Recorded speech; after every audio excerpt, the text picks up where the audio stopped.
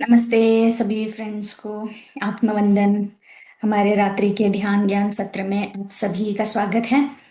तो चलिए हम पहले 15-20 मिनट का ध्यान करेंगे, उसके बाद हम त्रिपुरा रहस्य ग्रंथ की ओर बढ़ेंगे फ्रेंड्स। तो आप सभी अपने आरामदायक आसन में बैठ जाएं।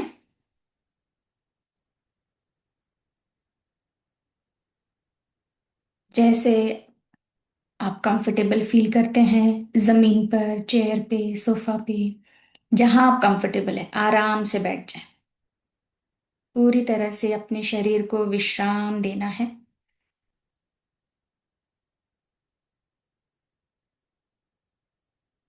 अपनी आंखें बंद करें और अपनी श्वासों के प्रति पूरी सजगता रखते हुए अपने मन को हम शांत करते जाएंगे। कोई सोच विचार नहीं।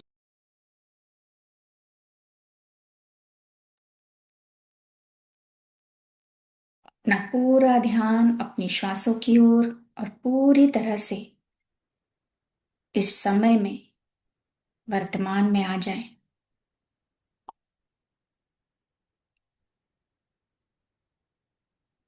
आती हुई श्वास, जाती हुई श्वास।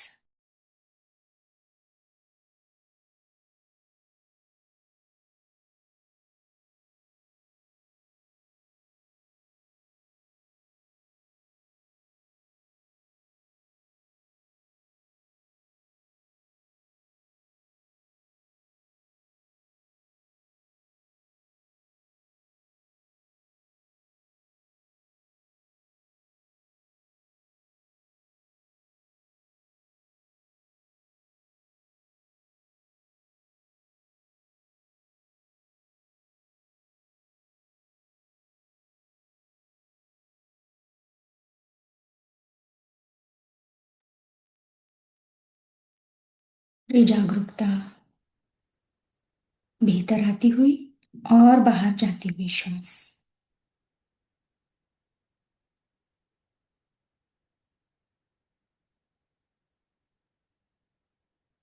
पूरी तरह से अपने शरीर को ढीला छोड़ दें।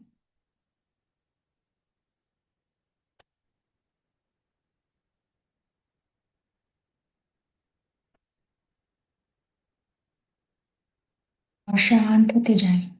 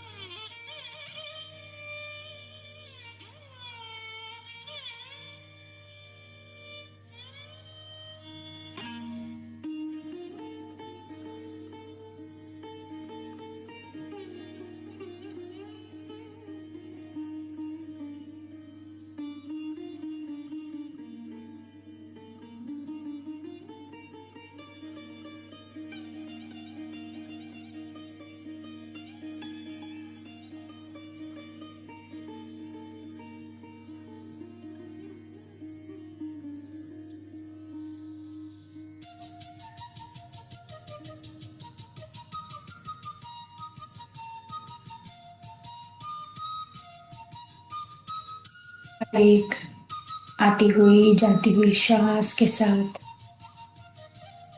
और रिलैक्स होते जाएं और शांत होते जाएं।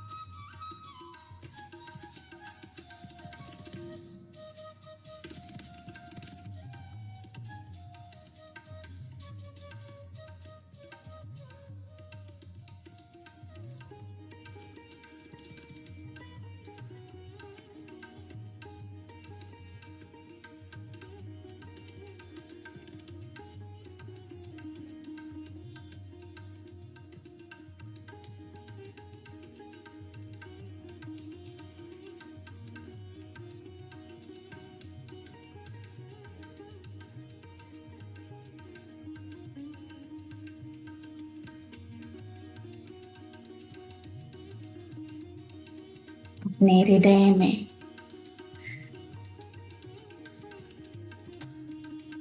व्यक्त करते हुए परम प्रकाश को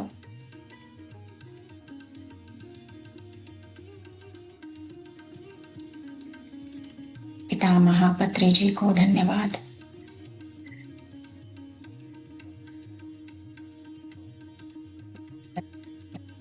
परशुराम जी की चेतना को नमन करते हुए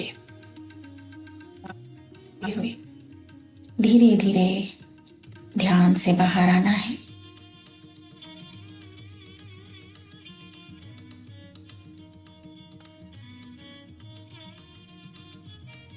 रखें 5 4 3 2 1 0। हाथों के अंदर ही आंखें खोलें फ्रेंड्स।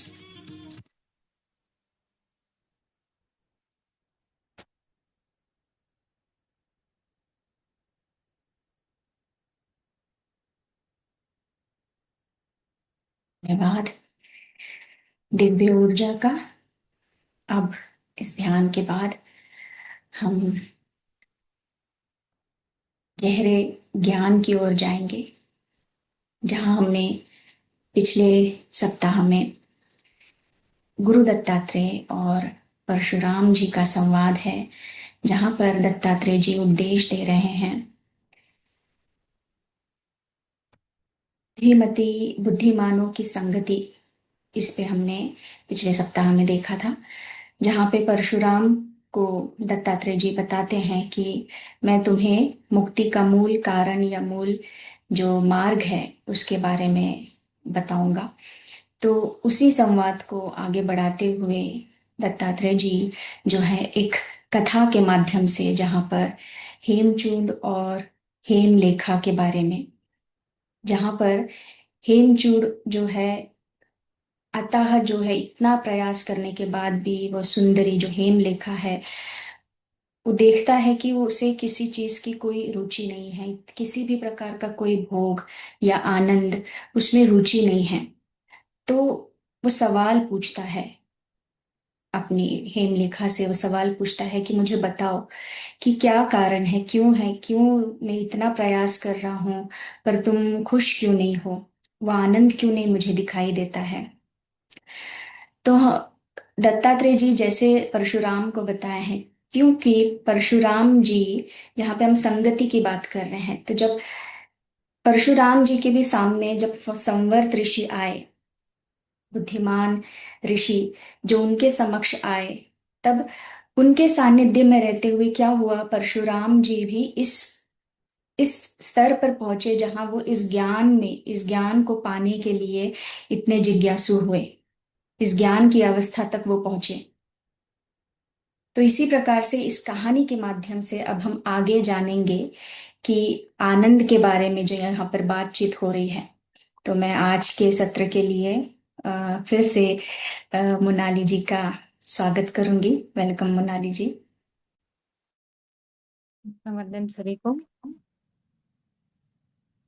जी, आवाज आ रही है ना मेरी? आ रही है। जी।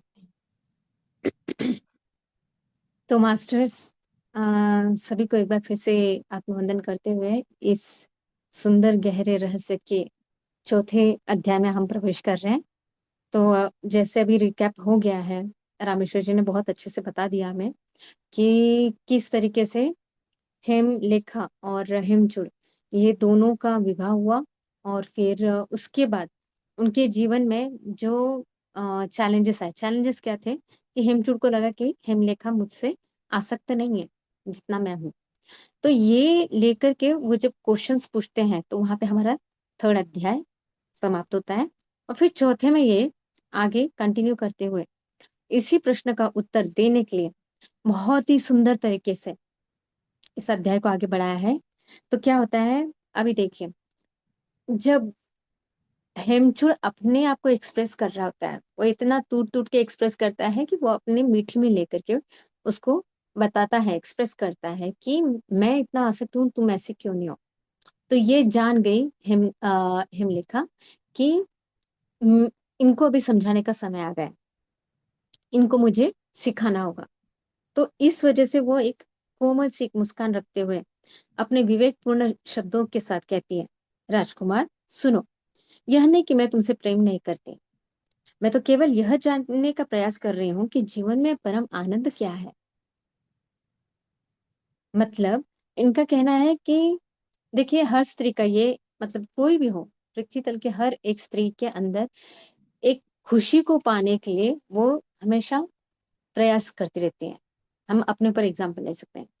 जब तक हमें इस मार्ग का पता नहीं था, तब तक हम बाहरी चीजों में सुख ढूंढते थे, जैसे कहीं आज शॉपिंग करना है, जैसे कहीं आज मूवी देखना है, या यूं कह लो कि आज फ्रेंड्स के साथ बात करनी है, कुछ ना कुछ हमें ना ढूंढते रहते हैं। हम खुद एक फीमेल होकर के ये हमारे अंदर एक इनबिल्ट रहता है। तो सेम हिमलेखा यही बताती है कि हर स्त्री इस खोज में रहती है कि उसे सुख मिले। तो वो कहती है कि मैं ऐसा नहीं कि प्रेम नहीं करती आपसे, लेकिन मैं उस शाश्वत सुख की खोज में हूँ। हिमलेखा भी उस खोज में है, लेकिन शाश्वत। वो जान चुकी है कि जो कुछ भी जीवन में मिल रहा है वो एक टेम्परेरी है, मुझे वो चाहिए जो मिलने के बाद फिर कभी छूटे ना। तो हम सबकी स्थिति वही है अभी, कि हमें एक बार जो मिल गया वो ऐसी चीज हो कि जिसको पाने के बाद फिर से कुछ दूसरा अलग से पाने की जरूरत ही ना हो, जो हमसे कोई छीन ना सके। वो खुशी कि जिसके पास कोई दुख का नामो निशान ना रहे। तो इस तरीके से वो बोलती है कि मैं हमेशा इसी खोज में रहती हूँ। भगवान उनके पति को बोलती है, मैं हमेशा उसकी खोज में रहती हूँ, किंतु किसी निश्चित निष्कर्ष तक नहीं पहुंच सकी, जैसा कि स्त्रियों की स्वाभाविक कमजोरी होती है। क्या तुम कृपा करके मुझे नहीं बताओगे कि वह परम सुख क्या है, और इस प्रकार मेरी सहायता नहीं करोगे। अब देखो, उन्होंने क्या किया कि वो जानती थी कि इसका आंसर मैं अगर उनको डायरेक्टली दूंगी मेरे हस्बैंड को, तो शायद वो नहीं समझ पाएंगे। क्यों ना मैं उनके ही नजरिए से सुख क्या है, दुख क्या है, ये मैं जान जान लूं, तो मैं उनको इजीली बता सकूंगी कि उनकी जो थॉट्स हैं वो कहाँ अटके हुए हैं। तो देखो कितनी समझदार है हिमलेखा। और she is not only a beautiful, like एक रानी की तरह ही नहीं है, बट वो दिमाग से भी कितनी होशियार है। वो जानती है कि मुझे इस सवाल का, इस प्रॉब्लम का हल कैसे मिलेगा। तो उनके ही पास वो क्वेश्चन रखती है कि ऐसा क्या है कि जिससे सुख मिलेगा, हर स्त्री को, हर जीव को सुख मिलेगा। क्या आप मुझे बता सकते हैं कि परम सुख किसमें है, क्या होता है परम सुख। अब देखो, यहाँ पे फिर हेमचूड़ जी क्या बोलते हैं। हेमचूड़ जी एक व्यंग्यात्मक हंसते हैं, मतलब उन्हें कहते हैं ना, व्यंग्यात्मक मतलब क्या होता है कि एक मजाक उड़ाना। उन्हें ऐसा लगा कि ये मेरी वाइफ कुछ भी क्वेश्चन पूछ रही है, और वह मजाक उड़ाते हुए हंसते हैं और बोलते हैं, स्त्रियां सच में मूर्ख है। जनरली जेंट्स हमेशा स्त्रियों को देखने का एक नजरिया ऐसा ही होता है कि उन्हें ऐसा लगता है कि हम जितना जानते हैं उतना स्त्रियां नहीं जानती। लेकिन हेमलेखा इस बात को बहुत अच्छे से जानती थी कि हम उनसे ही जानते हैं। ठीक है, आपको हम अपना, आपका वो श्रेष्ठ स्थान देते हैं, लेकिन सत्य आपके पास कितना है ये हम जानना चाहेंगे। तो यहाँ पे वो कहते हैं हेमचूड़, हेमचूड़ जी हिमलेखा से, स्त्रियां सचमुच मूर्ख होती हैं। क्या पक्षी और जानवर यहाँ तक नहीं, यहाँ तक कि रेंगने वाले कीड़े मकोड़े भी नहीं जानते क्या कि अच्छा क्या है, बुरा क्या है। देखो उनकी सोच कहाँ पे है अभी, जो कॉन्शियसनेस स्टेट है उनका, वो क्या बोलता है कि अच्छा क्या है, बुरा क्या है, ये कीड़े से लेकर के, प्राणी से लेकर के, ह्यूमन से लेकर के, सबका एक ही सोचना है, ये उनकी सोच है। अभी आगे देखिए, अन्यथा वे अच्छे की और कैसे बढ़ते हैं और बुरे से कैसे बचते हैं। जो सुख देता है वही तो अच्छा है, और जो कष्टप्रद है, जो दुख देता है, वही दुख है। इसमें सोचने की क्या बात है प्रिय, तुम्हारा इस पर इतना सोचना, सोचते रहना क्या मूर्खता नहीं है। हेमचूड़ के इस प्रकार कहने पर हेमलेखा ने क्या उत्तर दिया, यह ठीक है कि स्त्रियां मूर्ख होती हैं, उचित निर्णय नहीं कर पाती, इसलिए मुझे आप जैसे विवेकी पुरुष पुरुष से सीखना है। तो अभी भी वो उनसे ही वो और आंसर लेना चाहती है। उन्होंने ये तो डिफाइन कर दिया, लेकिन वो उनके जो अंदर जो मिथ बैठा हुआ है या जो उनकी समझ बैठी हुई है, उसको वो जड़ से हिलाना चाहती है। तो हिलाती कैसी है, देखिए। हे राजन, आप अत्यंत सूक्ष्म विवेक वाले हैं। मतलब उनको बराबर है ना, पहले चढ़ा दिया, बता दिया कि आप बहुत होशियार हैं। आपने सुख और दुख को प्रिय और अथवा अप्रिय वस्तुओं में घोषित कर दिया। आपका कहना है जो प्रिय लगे वो सुख की परिभाषा, और जो अच्छा न लगे वो दुख की परिभाषा। हम्म परंतु वही वस्तु परिस्थिति के अनुसार भी तो बदलती है। समझ आया? अभी देखिए वो कैसे बताती है। वस्तु मतलब क्या, एग्जाम्पल आगे बताती है वो, कि वस्तु परिस्थिति के अनुसार कभी सुख देती है तो कभी दुख देती है। तो फिर आपकी यह परिभाषा अंतिम और सार्वकालिक कैसे मानी जा सकती है? तो उन्होंने एग्जाम्पल क्या दिया कि जैसे देखिए, अग्नि, यही अग्नि हर समय क्या वही सुख देती है? एग्जाम्पल, अगर ठंडी का सीजन हो तो उस समय अग्नि हमें अच्छी प्रतीत होती है, लेकिन वही भयानक गर्मियों, क्या वह हमें अग्नि अच्छी लगती है? उस समय हमें नहीं लगता है ऐसे। उस समय हमारी उसी अग्नि को लेकर के हमारी धारणा बदल जाती है। कहने का अर्थ है, वस्तु वही है, क्या वो हर समय में हर परिस्थिति में क्या सेम सुख देती है या वो सेम रीजन बनती है आपके सुख दुख के लिए? No, it changes. वो बदलती है, वो स्थिर नहीं है।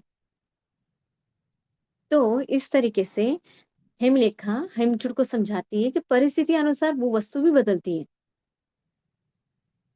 तो इस प्रकार क्या होता है, उन्होंने वही एग्जाम्पल दिया कि इससे स्पष्ट होता है कि सुख और दुख ऋतुओं पर निर्भर है। जो चीज मुझे आज इस ऋतु में सुख दे रही है, हो सकता है वो कल ना दो। हो सकता है कि आज के समय में या इस भौगोलिक स्थिति को लेकर के, संजय जैसे एग्जाम्पल, दिसंबर का महीना है, आप इंडिया में गुजार सकते हो, लेकिन हम लोग अगर कहीं फॉरेन में चले गए जहाँ टेम्परेचर बहुत ही कम है, हम लोग उस ठंडी को बर्दाश्त कर पाएंगे? हमारी बॉडी उसको इक्विप नहीं हुई है। मतलब कहने का अर्थ है, उन्होंने कहा कि हर परिस्थिति के अनुसार वो वस्तु बदलती है। वो सुख की ही साधन घोषित होगी ऐसा नहीं है। वही चीज एक depend on the situation it will change, वो दुख का कारण भी बन सकती है ना। इस तरीके से उन्होंने कहा है। फिर अग्नि कुछ विशेष प्रकृति वाले व्यक्तियों के लिए ही अनुकूल होती है, दूसरों के लिए नहीं।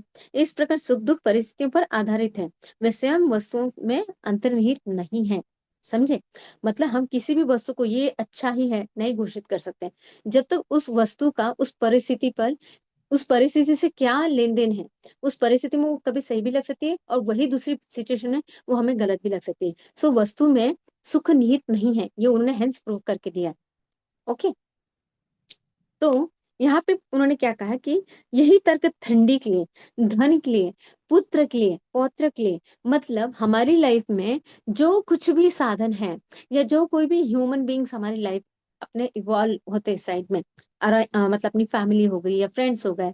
हो सकता है कि वही फ्रेंड जो कल तक आपको अच्छा लग रहा था, कई एक अलग सिचुएशन में उसका अलग बिहेवियर हो सकता है ना। मतलब आप ये नहीं कह सकते कि वो बेस्ट ही है। सिचुएशन के अनुसार हर चीज बदलती है। ओके। उसके बाद यहाँ पे क्या कहा है, अम, तो यहाँ हिमलेखा जी बताती हैं कि देखिए, आपके खुद के भी पिता, पिता महाराज, जिनकी पत्नी है, पुत्र है, सारा तो वैभव है उनके पास, फिर भी प्रतिदिन चिंतित और दुखी दिखते हैं। क्यों? क्या कारण है? जब उनके पास सब कुछ है तो भी वो दुखी है। उनके भोग कहाँ चले गए? वे भी तो आनंद की ही खोज में लगे हुए हैं। क्या उनके सारे साधन उस आनंद को पाने के लिए ही नहीं है? कोई भी व्यक्ति ऐसा प्रतीत नहीं होता जिसके पास ऐसा सब कुछ हो जो पर्याप्त सुख देने के लिए आवश्यक हो। अब प्रश्न उठता है, क्या मनुष्य सीमित साधनों के साथ भी सुखी नहीं हो सकता? मैं इस प्रश्न का उत्तर दूंगी। अभी देखिए, उनका कहना है कि जो हम वस्तुओं में सुख निहित समझते हैं कि ये वस्तु मिल जाए, हमने इस बारे में पहले भी बात की थी कि ये वस्तु मिल जाए तो हमें सुख मिल जाएगा, लेकिन ये हमारी तब तक की धारणा होती है जब तक वो मिली नहीं होती है। और जैसे ही हमें वो वस्तु मिल जाती है, वो सुख फिर छू हो जाता है। फिर से हम उसके बाद और कोई दूसरे वस्तु के लिए अपेक्षा रखते हैं। तो उन्होंने बहुत सुंदर बताया है कि हे स्वामी, वह आनंद तो सच्चा आनंद हो ही नहीं सकता जिसमें दुख की छाया है। यानी कि अभी हमने जैसे एग्जांपल दिया कि कुछ फलाना चीज चाहिए हमें, हम घर की मांग कर रहे थे, घर की मांग करने के बाद क्या हुआ, वो सुख एक पल के लिए मिल गया और खत्म हो गया, लेकिन फिर से कुछ तो भी उठा, यानी आपके अंदर फिर से कुछ तो लैकिना आ रहा है, वैक्यूम क्रिएट हो गया है। तो ये जब सुख और दुख हो ही रहा है, तो इससे आप कैसे कह सकते हैं कि यही मेरा सुख का कारण है, कि घर मिल जाए यही मेरा सुख का कारण है, जॉब मिल जाए यही मेरे सुख का कारण है? नहीं, ये चीजें आपके मन में बांधी हुई है। आपने उस चीज को वो महत्व दिया कि मुझे ये मिल जाए तो मैं खुश हो जाऊं। लेकिन हमने अपनी जिंदगी में अब तक कितने सारे ऐसे सिनारियोज देख लिए कि जिसके बाद भी हमारी ये दौड़ चलती ही जा रही है नॉन स्टॉप। ये मिल जाए, वो मिल जाए, वो मिल जाए, ये मिल जाए, मिल जाए, मिल जाए, मिल जाए। लेकिन हमारा ये मिल जाने का ये स्टॉप ही नहीं हो रहा है। हम बार बार बार बार इसी चक्रव्यूह में फंस रहे हैं, चल रहे हैं। जब तक हमारा ये नॉलेज ना आ जाए कि अगर ये मिल भी गया तो भी ये चीज अनित्य है, मिल करके इसके प्रति जो मैंने सुख की भावना रखी है, तो मैं इतना जान जाऊंगा कि हाँ, ये मिलने के बाद वही सुख स्टैटिक नहीं रहने वाला है, ये बदलने वाला है। कभी ये कारण मेरे दुखों का भी हो सकता है। जब ये जान जाओ तो आप क्या हो जाते हो, बैलेंस स्टेट में आ जाते हो। ना आपको उसके प्रति सुख की भावना, ना दुख का दुख, कुछ नहीं। You are in balance. जब ये समता वाला भाव तैयार होता है ना, तब हम सही मायने में सुख की प्राप्ति को कर सकते हैं। तो यही अंडरस्टैंडिंग हेमलेखा हेमचूड़ जी को इन उदाहरणों से समझा रही है। अब वो बहुत सुंदर बताती है कि देखिए, हमारी जो सुख की धारणा है सबसे पहले कहाँ से स्टार्ट होती है? रामेश्वरी जी, कोई दो वेटिंग बार बार नोटिफिकेशन आ रहा है, शायद आपको भी दिख रहा होगा। शायद उनके इधर से वो ज्वाइन नहीं हो पा रहे, उनका कुछ तो कनेक्टिविटी का इशू है। जी, मुझे ना वो दिख रहा है स्क्रीन पे, इसलिए हम्म। इंटरप्ट हो रहा है जी, एक सेकेंड। हाँ, तो फिर इस तरीके से वो बताते हैं कि पहला जो दुख का कारण है वह है शरीर। शरीर का दुख का कारण कैसे हुआ? इंद्रियों से। जब मेरी ये इंद्री कहती है कि मैंने कुछ देख लिया, फलाना देख लिया कि ये मुझे ना ज्वेलरी बहुत अच्छी लगी, तो मैंने क्या किया, उस ज्वेलरी से, यानी देखने वाला कौन? मेरी आंखें, मेरी इंद्रियां। कौन सी इंद्रियां एक्टिवेट हुई है? देखने की। यही फलाना समझो, जैसे किसी फ्रेंड ने कह दिया कि यार मैंने आज ना ऐसा ऐसा लिया, हाँ, ये खरीदा, तो यहाँ पे अभी आपकी कौन सी इंद्रिय काम की? कानों की। यही इंद्रियां आपके अंदर वो जगाती है, इच्छा जगाती है। ठीक है। इच्छा जब जगती है तो क्या हो गया? आपके दुखों का एक कारण बन गया। उन्होंने क्या कहा, पहला कारण है शरीर, और दूसरा कारण जो बताया वो है मन। मन क्या करता है? कामना रखता है। जैसे हमने कहा कि वो फ्रेंड बोलती है कि इसने इसने ऐसा ऐसा लिया, तो वो दिल में उठा ना। आपने पहले तो शरीर से आपके कान, ये इंद्रियों ने काम किया, फिर बाद में उठा कहाँ पे? मन। मन ने वहां पे कामना की है, यानी इच्छा व्यक्त की है कि मुझे भी चाहिए। होता है ना, हम लोग वही है। कुछ ज्यादा कॉम्प्लिकेटेड नहीं है। अपनी ही लाइफ में देखें, हम बहुत बार क्या करते हैं, कहाँ फंसते हैं। जब इसके बारे में जागरूकता होने लगे ना, तो ये एक आपके और क्या बोल सकते हैं, इन विकारों के बीच में एक धीरे धीरे धीरे धीरे एक गैप तैयार होने लगता है, आप अलिप्त होने लगते हो। ये स्टेज बहुत इंपॉर्टेंट है। लेकिन इसके लिए अवेयरनेस होना जरूरी है, कि जब आपको ये समझ आता है कि अच्छा मैंने ये फलाना सुना और उसके से मेरे साथ अभी ये ऐसा हो रहा है, वो मोमेंट पकड़ना है। एग्जाम्पल, अभी मेरे साथ कुछ हुआ, मेरी फ्रेंड ने कुछ कह दिया कि मैंने आज कार लिया, और मेरी छोटी कार है, उसने कहा कि मेरी 7 सीटर कार है। अब मेरे मन में क्या जो हो रहा है? अगर मुझे कुछ इफेक्ट नहीं हो रहा है, इसका मतलब क्या है? मैंने अपने ऊपर काम किया।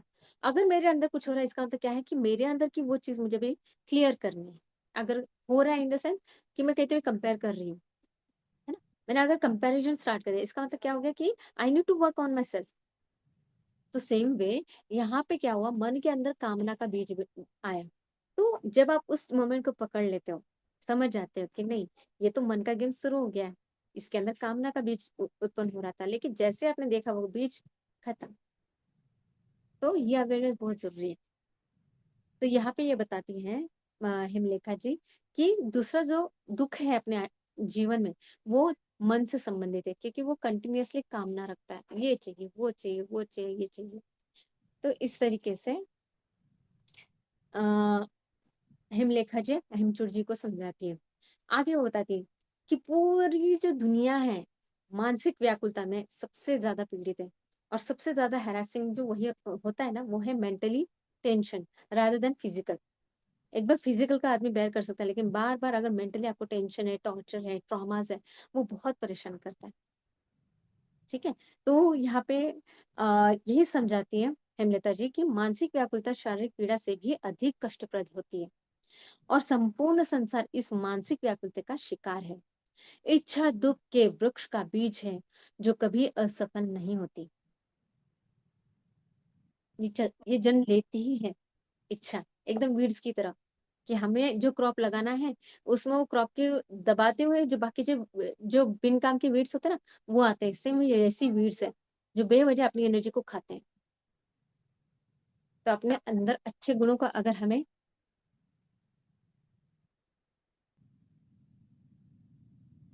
हाँ, तो हमें अगर अपने अंदर अच्छे गुणों को अगर इंकलकेट करना है, तो हमारे ये वीड्स जो है, यानी जो ये बिन काम के विचार है, जो ये इच्छाएं जो दुखों का कारण बन रहे हैं, उनको निकालना होगा हमें। तब जाकर के हमारे अंदर ये अच्छे गुणों को हम खत पानी दे सकते हैं। खत पानी इन द सेंस फर्टिलाइजर दे सकते हैं, हम मैनेज दे सकते हैं, मतलब उनका ग्रोथ कर सकते हैं, ग्रोथ कर सकते हैं। और उनको ग्रोथ करने के लिए उतनी हिम्मत और उतना पुरुषार्थ लगता है। आपसे मैं कह रही हूँ, मैं खुद भी मेरे ऊपर खूब काम करती हूँ, क्योंकि मुझे पता है मेरे अंदर मेरा लैक्यूना का है, क्या है। फिर भी बोलते नहीं नहीं, मुझे अब यहाँ पे बदलना है, खुद को यहाँ सुधारना है। तो ये उस जगह ना नॉक करना बहुत जरूरी है। बस उसको है ना देख करके छोड़ देना नहीं, नॉक करना है, जस्ट अक्नॉलेज करना है कि अच्छा ये हुआ है, मुझे अभी इस पे काम करना है। खुद को दोषी नहीं ठहराना है। दोनों चीजों में बहुत डिफरेंस है। हम उस चीज का ब्लेम करके गिल्ट फील करना वो गलत है। हाँ, उस चीज को अक्नॉलेज करके ये जानना कि ये मन का स्वभाव है, मैं तो इससे अलग हूँ। अक्नॉलेज किया, खत्म, ठीक है, हो गया। लेकिन अगली बार ना हो, इसका पूरा प्रयास करना है। हमें पुरुषार्थ करना है। स्पिरिचुअलिटी के मार्ग पे पुरुषार्थ ही इंपॉर्टेंट है। बिना पुरुषार्थ के कुछ नहीं होगा। यहाँ पे अंडरस्टैंडिंग हो गई इसका मतलब हो गया, नहीं। बहुत बहुत मेहनत लगती है। इसलिए तो कहते हैं कि एक एक इम्पोर्टेंट समय आती है, एक एक सेकंड इम्पोर्टेंट है। You can't waste it. एक बार जागने के बाद फिर से सोना नहीं है। हमारी जो कहानी है, वो हिमचूड़ आगे बताता है ना, सेम वैसी कहानी वो बहुत अच्छा है, बताता है। जान जाने के बाद उसके साथ जो डुअल माइंड सेट होता है, ये हम उसमें से जा चुके हैं। एक प्रकार वो जो धक्का वाला जो स्टेज ना, हम आगे बढ़ेंगे, समझेंगे इस बात को, तो हमें लगेगा कि हमारा ही प्रवास चल रहा है। चलिए आगे बढ़ते हैं। हाँ, कोई बोल रहा है क्या? किस? नहीं ना, मुझे आवाज आ रही थी। नहीं नहीं, म्यूट है नहीं ना। सबका। हम्म। जी जी जी। इंद्र और देवता जो स्वर्ग लोकों में रहते हैं, अमृत ग्रहण करते हैं, फिर भी इच्छाओं के बंधन में फंसे हुए दिन रात उसी की आज्ञा मानते हैं। ये हमने पहले भी जाना था कि जैसे इंद्र है, आप लोगों ने ये सुना भी होगा, इंद्र हो गए या जितने भी देवी देवता हैं स्वर्ग में है, इन लोग क्या करते हैं पता है? इनको पता होता है हमारे ये पुण्य के कर्मों की वजह से हम यहाँ पे आए हैं। लेकिन उन्हें ये भी मालूम होता है कि जैसे ही पुण्य खत्म होंगे, हम दब कर नीचे गिरेंगे, पृथ्वी में आ जाएंगे, और फिर से वही जन्म जन्म और मृत्यु के चक्र में हम फंसने वाले हैं। इंद्र भी हर वक्त बदलता है, इंद्र एक ही कांस्टेंट नहीं होता। ये पदवी उनके अपने कर्मों के अनुसार अपने अपने डायमेंशन में मिलती है। तो सेम वे यहाँ पे यही बताया है कि इंद्र भी, उनको भी अपना है ना एक दायरे में रहना पड़ता है। जैसे इंद्र के जो सेवक है वो बेशक देवी देवता है, बट उनको भी उनकी बात माननी पड़ती है। तो ये क्या हुआ, ये चीज ऐसी हुई कि आपने कुछ अच्छा काम किया, उसके रिजल्ट में आपको उतना एक गिफ्ट मिल गया। लेकिन उस गिफ्ट की शाश्वती कितनी है? सिर्फ उतनी समय के लिए जितना उसका स्पैन है। और जैसे ही ये सब खत्म हुआ, बैलेंस हो गया, आपको फिर से आना है नीचे। इसलिए तो कहा है कि कर्म वो करो कि निष्काम भाव का हो। पुण्य के भाव से अगर आप करोगे तो आपको पुण्य मिलेगा। पाप कर्म करने के बाद ऑब्वियसली पाप का फल मिलेगा। लेकिन इन दोनों से परे अवस्था में हमें जाना है, न पुण्य न पाप। हमें निष्काम भाव में आना है। इसलिए कहा जाता है कि भगवान जो भी हम काम कर रहे हैं वो सब आपके चरणों में अर्पित है ना। हम प्रार्थना करते हैं ना, तो बिल्कुल वो इसीलिए करते हैं कि हे प्रभु, जो भी मेरे हाथों से काम हो रहा है ये सब आपके चरणों में अर्पित। मैं इस काम का कर्ता भाव नहीं लेना चाहता, क्योंकि जहां कर्ता भाव आ गया वहां पे क्या हो गया, आपके अंदर क्या, कौन सा बीज आ गया? मैं कर रहा हूँ। तो यहाँ क्या हुआ, करने का जो कर्ता भाव है ना, ये आपको उसका पुण्य का फल दे देगा। यानी मैंने देखो आज 10 लोगों का खाना खिलाया, तो मैंने अगर ये रखा कि मैंने 10 लोगों को खाना खिलाया, मैं 4 लोगों को बोलते बैठूंगी या अंदर ही मैं बोलूंगी कि मैंने 10 लोगों को खाना खिलाया। आपने क्या किया? आपने अच्छा काम किया, ठीक है, वो एक रजिस्टर्ड हो गया। लेकिन उसके अंदर ईगो जोड़ दिया, यानी कर्ता भाव जोड़ दिया। क्या हो गया? ठीक है, पुण्य का फल मिलेगा, आपको जरूर मिलेगा। लेकिन आप निष्काम भाव का जो सुख है वो नहीं प्राप्त कर पाते। क्यों? निष्काम भाव का सुख क्या है? निष्काम भाव का सबसे बड़ा सुख यही है कि आप इन दोनों के परे एक तीसरे अवस्था में चले जाते हो। तो हम सबको इस अवेयरनेस में रहना है, हमें ईगो नहीं आने देना है। सबसे बड़ा भयानक जो हमारा, देखो एक बार है ना, हर चीज पे हम टैकल कर सकते हैं, लेकिन जो अहंकार है ये सबसे महान भयानक है। जितने भी बड़े बड़े राक्षस हो गए, उनके जो विनाश का कारण बना वो उनका ईगो ही बना। रावण था, वो तो कितना होशियार था, उसको भी एक ईगो आ गया, स्पिरिचुअल ईगो बोल सकते हैं, क्यों नहीं, क्योंकि उनको लगा कि मेरे जैसा महारथी कोई नहीं, मेरे जैसा होशियार कोई नहीं, मेरे जैसा विद्वान कोई नहीं, सारे मंत्र मुझे पाठ है, मैं सब कर सकता हूँ ऐसा। वो ईगो जहाँ आ गया ना, वहां पे विनाशी है। ईगो ठीक नहीं है। तो ईगो की वजह से हमारा क्या है, ये चक्रवृत्त चलता रहेगा। इसलिए कर्ता भाव में ना आते हुए हमें सिर्फ निष्काम भाव से काम करके छोड़ दो। इसलिए तो पहले कहते थे कि नेकी कर दरिया में डाल, अच्छा काम करो छोड़ दो, वही छोड़ दो, बस भगवान के चरणों में अर्पित कर दो। तो ये निष्काम भाव है। तो यहाँ पे ये बताते हैं कि इस भगवान मतलब इवन देवता भी इस बात के लिए तरसते हैं कि परम सुख क्या है। हिमलेखा ये हेमचूर जी को समझाती है कि परम सुख क्या है, देवी देवता भी इनसे ना अनजान है।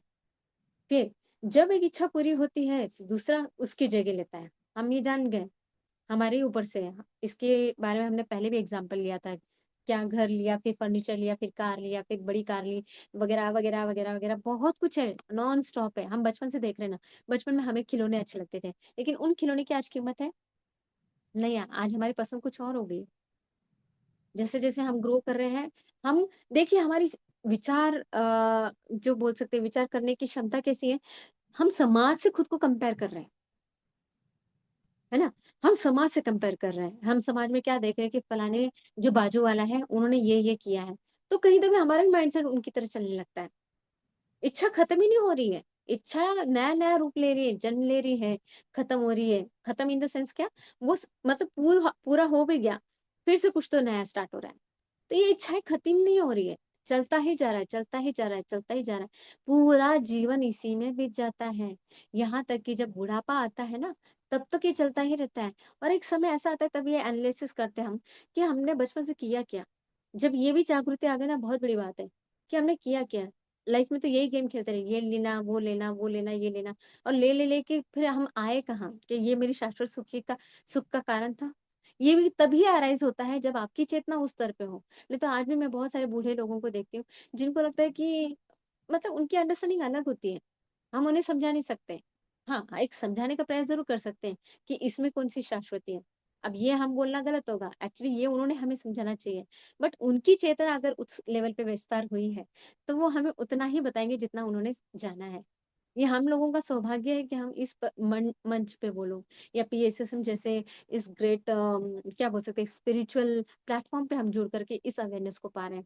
नहीं तो हम भी यही तो समझते थे कि जीवन में ये पाना है, ये पाना है, ये पाना है। बट ये पाने पा करके वो परम सुख नहीं मिल रहा हमें। तो जैसे वो हेमलेखा बोलती है कि मैं उसी की शोध में हूँ, तो यहाँ पे जमे हुए हम सभी मास्टर्स उसी खोज में हैं कि परम सत्य क्या है, परम सुख क्या है, कि जिसको पाने के बाद हमें कुछ नहीं करना पड़ेगा। तो इस तरीके से हेमलेखा यही बताती है। ऐसे क्षणिक राहत की प्राप्ति की तुलना की जा सकती है कीटों के आनंद से, जो निश्चित रूप से पूर्ण सुख का उदाहरण नहीं हो सकते। मैं फिर से रिपीट करती हूँ, जब एक इच्छा पूरी होती है और दूसरी उसकी जगह लेती है, तब जो क्षणिक राहत मिलती है वह सच्चा सुख नहीं है, क्योंकि दुख के बीज अभी भी अंकुरित नहीं हुए, है ना। और ऐसे क्षणिक राहत की प्राप्ति की तुलना की जा सकती है कीटों के आनंद से। यानी उन्होंने कीड़ों के साथ, जैसे कीड़े कैसे होते हैं, हम बोलते हैं ना कि ये कीड़ा है, अब नाली में खेल रहा है, हम क्या बोलेंगे कि कितना खराब है, हमारे लिए वो चीज गलत लग रही है, लेकिन वो उसके लिए वो अन्न है ना, समझ रहे हैं। हमें सोचते हुए भी कैसा फील आ रहा है, लेकिन वहां पे भी है कुछ तो भी कि मतलब उनके लिए वो उनका जीवन है। यानी कि कहने का अर्थ है वो भी एक लाइफ है ना, वो भी एक जीवन है, लेकिन उनके सुख का कारण वो है, लेकिन वही सुख का कारण दूसरों के लिए हो सकता है, नहीं हो सकता है। इसी तरीके से फिर भी उनके यानी कीटों के सुख की तुलना मनुष्य से बेहतर क्यों लगती है, क्योंकि उनकी इच्छाएं जटिल नहीं होती। और इम्पोर्टेंट बात, उनकी जटिल इच्छाएं नहीं होती, उनकी वो एक ही चीज होती है कि हाँ हमें यहाँ कीचड़ में रहना है तो रहना है, बस वही एक रहती है। लेकिन इंसान, इंसान की खुशियों का कोई ठिकाना ही नहीं, ये चाहिए वो चाहिए, अनगिनत लिस्ट नॉन स्टॉप है। वैसे उनका कोई लिस्ट ही नहीं है, उनकी एक ही लिस्ट है, क्या हमारे लिए कीचड़ चाहिए। वो अर्थवर्म होता है ना, उसको वही चाहिए, मिट्टी चाहिए, वो दूसरा कुछ नहीं मांगता। वैसे हमारा, हमारी इच्छा की कोई कोई कोई कोई यही नहीं है। कोई लिस्ट मतलब खत्म ही नहीं होती है, नॉन स्टॉप नॉन स्टॉप। तो इसलिए वो कहती है कि इनकी तुलना से, कीड़ों की तुलना से मनुष्य से बेहतर क्यों है? इसलिए क्योंकि उनकी इच्छाएं जटिल नहीं होती, कॉम्प्लिकेशन बिल्कुल भी नहीं है, इट्स सॉर्टेड। यदि एक ही इच्छा की पूर्ति से मनुष्य को सुख मिलता तो इस संसार में ऐसा कौन नहीं जो सुखी होगा। लेकिन ऐसा नहीं है ना, एक ही कारण थोड़ी है, हजारों कारण लेकर के बैठे हैं। कभी शादी नहीं हुई तो शादी हो जाए, बच्चे नहीं हुए तो बच्चे हो जाए। कैसे चल रहा है ना हमारा ये चक्रव्यूह। और इस चक्रव्यूह से हम तब तक नहीं छूट सकते जब तक हमारी खुद की बुद्धि ये काम नहीं करती। ये समझ नहीं लेते हम कि ये चक्र का कोई एंड नहीं है, ये चलता ही रहेगा जब तक आपके अंदर की ये सद्बुद्धि जागृत नहीं होती, आपके अंदर का विवेक जागता नहीं है। ठीक है। तो कोई भी व्यक्ति, हाँ अभी देखिए यहाँ पे उन्होंने बहुत सुंदर बताया कि जैसे अभी हिमचूड़ का प्रॉब्लम क्या था, उसको लगता था कि मेरी वाइफ से ही मुझे वो सुख मिल सकता है, लेकिन वो तो मेरे लिए वो आसक्ति नहीं है। अभी ये उसकी सोच थी। तो यहाँ हेमलेखा उसकी इस सोच को भी तोड़ती है। अब ये तोड़ती कैसे, आगे बहुत सुंदर है, इस चैप्टर को और भी वास्त तरीके से बताया कि जिस चीज को आप सुख समझ रहे हैं जरूरी नहीं कि वो वही सुख हो। हम आगे के चैप्टर में बहुत सुंदर से समझेंगे इसको। उन्होंने इतने अच्छे एग्जाम्पल से बताया कि आप एक जो मूर्ति है उसको समझते कि ये मेरा सुख का कारण है, पर वो है क्या चीज? वो हाड़ मांस का शरीर, क्या वो सुख का कारण है?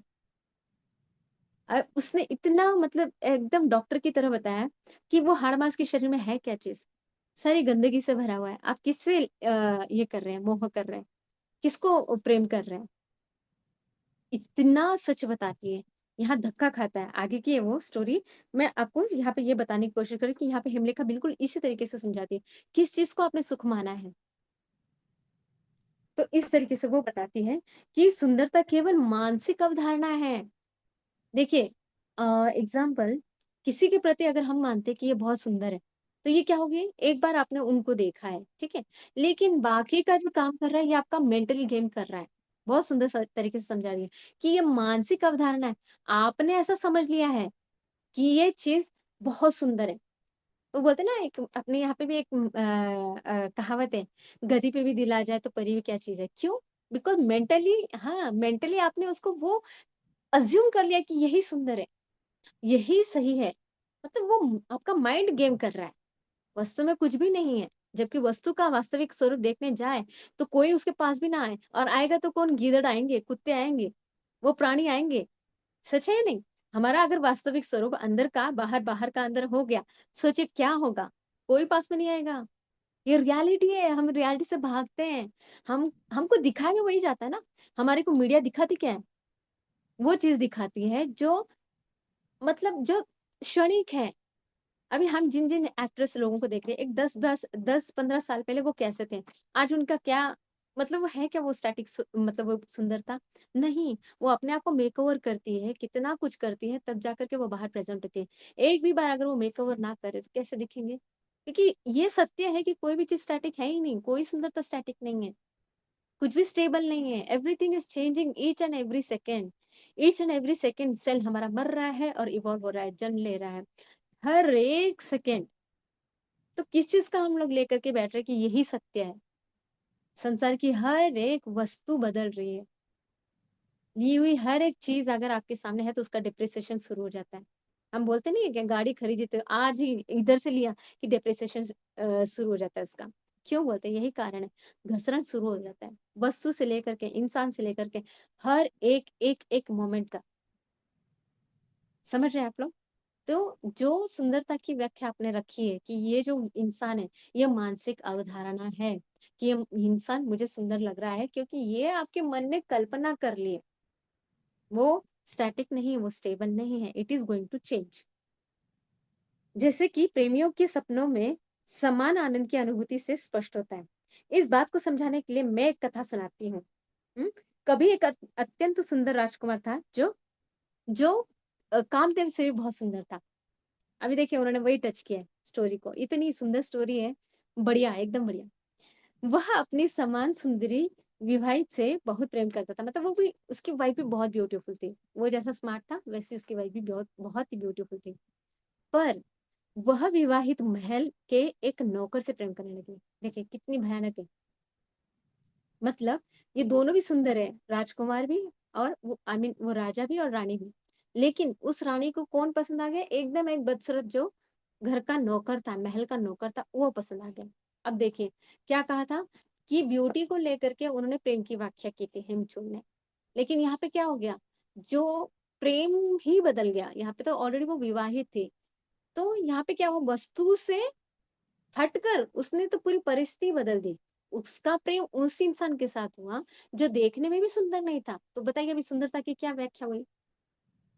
यही वो उनको समझाती है हेमचूड़ को कि आप जिस चीज को सुख का कारण समझ रहे हैं, वो उसी चीज में निहित नहीं है। किसी चीज के लिए वो वस्तु दूसरी भी हो सकती है। मतलब कहने का अर्थ, जैसे कि अभी उसके पास इतना सुंदर पति था, बट उसको कोई और ऐसा पसंद आ गया कि जिसका रूप भी नहीं, रंग भी नहीं, कुछ भी नहीं। यानी कि प्रेम ही आपकी है ना खुशियों का कारण है? नहीं। समझ रहे हैं? वो राजा जब सोचता है कि मेरी ये वाइफ है, यही मेरे खुशियों का कारण है, और वो उसके साथ रहते वो जो फील करता है कि हाँ मेरे को ये रोज सुख देती है। लेकिन जब बाद में उसको पता चलता है कि मेरे को राज को रोज जो सुख दे रही थी वो तो मेरी पत्नी है ही नहीं, यानी ये सब क्या था? मेरी खुद की सोच थी। लेकिन रियलिटी तो कुछ और निकली। सुनिए, सुख का वो कारण नहीं है। सुख का कारण एक ही था कि मेरी ये धारणा थी कि ये मेरी ब्यूटीफुल जो रानी है ये मेरी है। लेकिन वो तो किसी और की निकली, है ना? ये आगे और विस्तृत में बताया, आगे बढ़ते हैं। यहाँ बताते हैं, यह नौकर अक्सर उसे अत्यधिक शराब पिलाता था ताकि वह नशे में चूर हो जाए। देखिए, अभी ये सब काम करने के लिए, मतलब यहाँ पे क्या था कि जो राजा था, राजा की जो वाइफ थी वो उसे डिसीव कर रही थी, यानी कि धोखा दे रही थी। तो ये धोखा देने का कार्यक्रम कैसा करते थे कि जो नौकर था वो राजा को पहले पिला देता था, बिल्कुल पूरा पिला देता था कि उसको होश ही ना रहे। और फिर बाद में एक दूसरी जो वेश्या थी उसको भेज दिया करता था। और ये भेजी हुई जो वेश्या थी ये कुछ मतलब उसको समझ ही नहीं रहती थी, उसको धुन नहीं रहती थी कि मेरी वाइफ है या कौन है। वो अपनी ही वाइफ समझ करके उसे अपने पास रखता था। लेकिन बाद में पता चलता जैसे सुबह होता तो वो चली जाती थी, वैश्या चली जाती थी। और ये जो रानी थी फिर वो ऐसे दिखाती थी जैसे कुछ हुआ ही नहीं है। कितना भयानक, कितना भयानक। आगे बताते हैं। वह असभ्य रानी और नौकर अपने करतूते कर रहे थे और मूर्ख राजकुमार नशे में दूसरी महिला को गले लगा रहा था। फिर भी वह सोचता था कि वह सबसे खुशकिस्मत व्यक्ति है जिसके पास ऐसी एक स्वर्गीय जैसी पत्नी है जो उसे बेहद प्रेम करती है। कितना बड़ा भ्रम है ना। एक दिन नौकर व्यस्त हो गया और शराब राजकुमार के सामने छोड़ दी, जिस कारण राजकुमार ने अब उतनी नहीं पी थी। समझ आए? अब क्या होता है कि जिस दिन उस थोड़ा मतलब जल्दबाजी में होता है ये नौकर, और वो क्या करता है, शराब रख करके वैसे ही छोड़ के आगे चले जाता है। तो क्या होता है, जितनी चढ़नी चाहिए थी, उसका इफेक्ट होना चाहिए था उस शराब का, वो उतना होता नहीं है। तो थोड़ी सी धुन में रहता है वो। धुन मतलब इन द सेंस उसको थोड़ा सा अवेयरनेस रहता है राजा को। और तब वो देखता है कि मतलब उसे लगता है कि ठीक है अभी रानी आएगी। और जैसे उसने उस वैश्या को गले में लिया लगाया, तो उसे पता चला कि ये तो मेरी वाइफ नहीं है। वो डर गया। वो एकदम चौक ऐसे हैरान हो गया कि ये कौन है। मैं तो इसे राजकुमार समझ रहा था। तो उसने अपनी झट से तलवार निकाली और सीधा उसके गले पे रखी, बाल खींचते हुए बोला, तुम कौन हो, यहाँ कैसे आई हो? तो ये अपना जी बचाने के लिए, जान बचाने के लिए सब सच बोल देती है कि देखिए ऐसा ऐसा हुआ है, मुझे तो यहाँ पे इन्होंने भेजा है, वगैरह वगैरह, वो सारा सत्य बता देती है। अब इसको इतना धक्का बैठता है, वो यकीन ही नहीं करता कि इतने दिनों से जो मैं जिसके साथ रहा तो ये इतनी बदसूरत वेश्या है। तो वो बोलता है ठीक है मुझे ले चलो मेरी रानी के पास, कहाँ है मेरी रानी? तब वो देखता है, खिड़की से देखता है कि मेरी रानी तो किसी और के एकदम काला, एकदम एकदम विचित्र देखने वाला, क्या अच्छा लगा होगा। उसको इतना पश्चाताप हुआ। वो पहले तो ये बोलता है कि ये ऐसे कैसे संभव है कि मैं जिसको मेरी मतलब मेरी पत्नी में जितना उसको अपना लाइफ समझता था, जो मेरे मूल कारण थी मेरे सुख का, वो किसी और के साथ।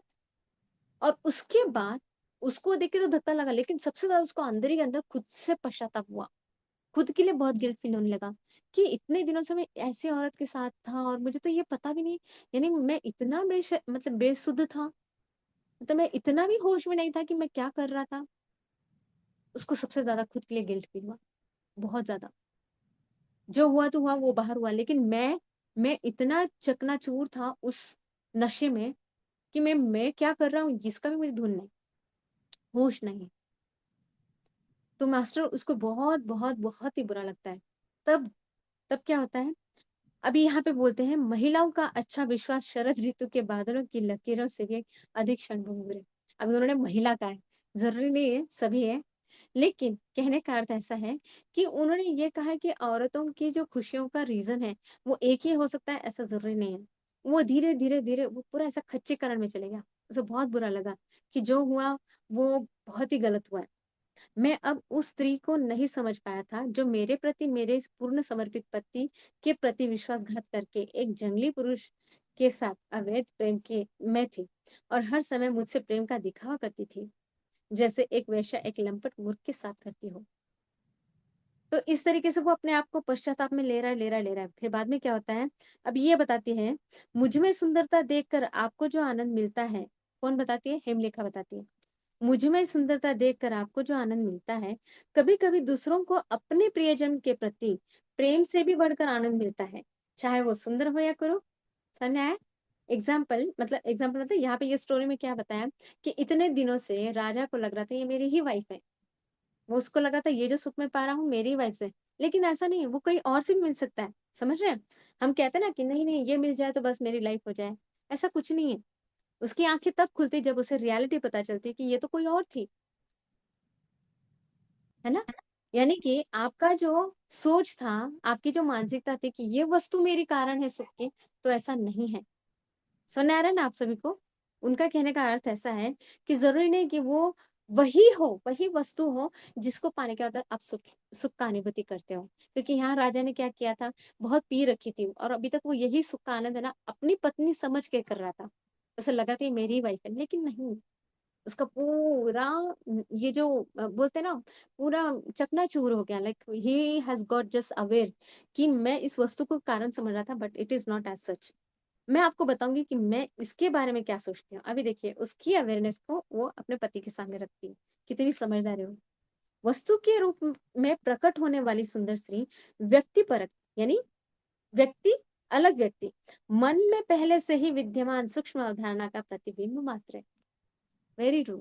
मतलब हम जिस चीज को या जिस व्यक्ति के लिए क्या बोल सकते हैं, बोलते कि ये ब्यूटीफुल है, लेकिन इस ब्यूटीफुल को हमने ही अपने मन में वो कायाकल्प, मतलब हमने ही अपनी इसमें कल्पना बनाई है कि ऐसी दिखती है, ये ऐसी है। तो ये क्या था, ये अपने ही मन का प्रतिबिंब आप सामने देख रहे हो। यहाँ तक तो क्लियर है ना? हमने ये पहले भी बोला था, मैं फिर से बता रही हूँ। अब आगे बताती है, मन अपनी बार बार की गई धारणाओं के अनुरूप उसकी सुंदरता की छवि बनाता है। मन ने क्या किया, पहले तो उसका प्रतिबिंब बना लिया कि ऐसा दिखता है, और बार बार आपका माइंड क्या कर रहा है, उसको वही सोच सोच के प्रोग्रामिंग कर रहा है। आपके ब्रेन में उस व्यक्ति के प्रति बार बार आपने वो सोच सोच के क्या कर लिया, वो ब्रेन को ट्रेन कर दिया कि ये ऐसी ही है, ये इतनी ही सुंदर है। देखने का पूरा नजरिया बदल गया, है ना? बार बार खींची गई छवि तब तक स्पष्ट होती जाती है जब तक कि वह वस्तु के रूप में ठोस रूप से प्रकट ना हो जाए। यानी सामने अगर उसका रूप दिख जाए तो आपको लगेगा कि हाँ ये बिल्कुल वैसा ही है, वैसी ही है। यानी क्या क्या आपकी माइंड ने 90% तो गेम बना रखा था, 10% सिर्फ आपको फिजिकल दिख गया तो आपको लगेगा कि हाँ ये वही सुंदर है। यानी सब गेम कहाँ है, आपके ब्रेन में। सब जो फॉर्मेट तैयार हुआ है वो यहाँ से तैयार हुआ है। लगातार मानसिक संगति से आकर्षण पैदा होता है। देखिए फ्रेंड्स, कितना इंपॉर्टेंट है। बार बार जिस चीज के लिए हम सोचते हैं उसके प्रति हमारा आकर्षण तैयार होने लगता है, ये साइंस भी बोलता है, क्योंकि आपके ब्रेन में वो न्यूरल पाथवे बन गया है।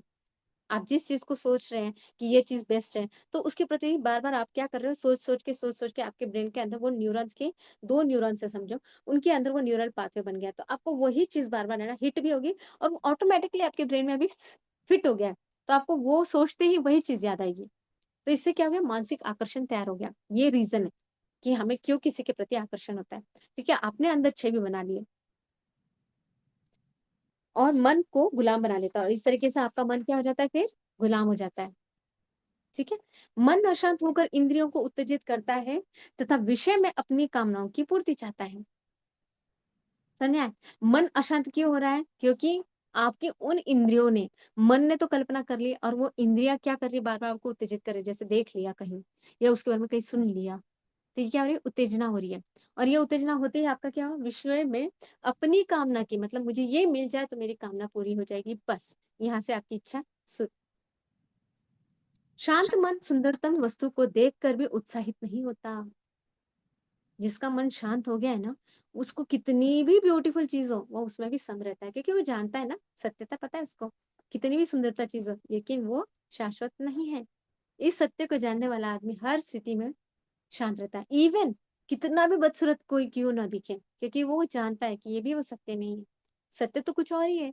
हम सब लाइट बीइंग्स हैं और ये वो शांत आत्मा ये जानती है। वो विवेकी आत्मा ये जानती है।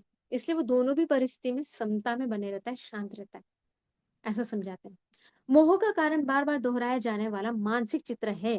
न तो बच्चे, न ही संयमी योगी उस तरह उत्तेजित होते हैं, क्योंकि उनका मन ऐसी चीज़ों पर ध्यान ही नहीं देता। छोटे-छोटे बच्चों को क्या फ़र्क पड़ता है ना? ये बहुत ही ब्यूटीफुल है, कुछ फ़र्क नहीं पड़ता, नन्हा-मुन्ना बच्चा है। उसको सिर्फ़ पता है कि हाँ, कोई तो है।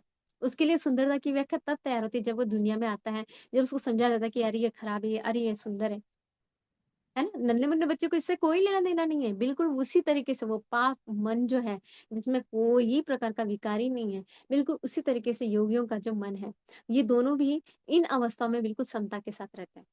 यहाँ पे उन्होंने कंपैरेटिव बताया अपने को। कुरूप और घिनौनी स्त्रियों को भी उनके प्रति सुंदर देवदूत के रूप में ही देखते हैं। मतलब उनके लिए वो स्टैटिक है, उनको कोई फ़र्क नहीं पड़ता। जो है सो है। धिक्कार है उन मनुष्यों पर जो शरीर के संबंध गंज यहाँ पे मतलब हेमलेखा ने हेमचूड़ के जो दिमाग है, इतना खोल दिया है कि फिर कभी हेमचूड़ ने मतलब आगे बताते हैं हेमचूड़, वो बोलता है कि इतना बड़ा सत्य तो मैंने कभी सोचा भी नहीं था। वो इतना हैरान हो गया क्योंकि उन्होंने सत्य भी बताया। हेमलेखा ने पूरा आईना दिखाया कि आप जिस चीज़ को समझते हैं कि ये बहुत सुंदर है, अरे वो है क्या? वो पूरा मल-मूत्र से भरा हुआ है, जबकि उसी से आपका जन्म भी हुआ है।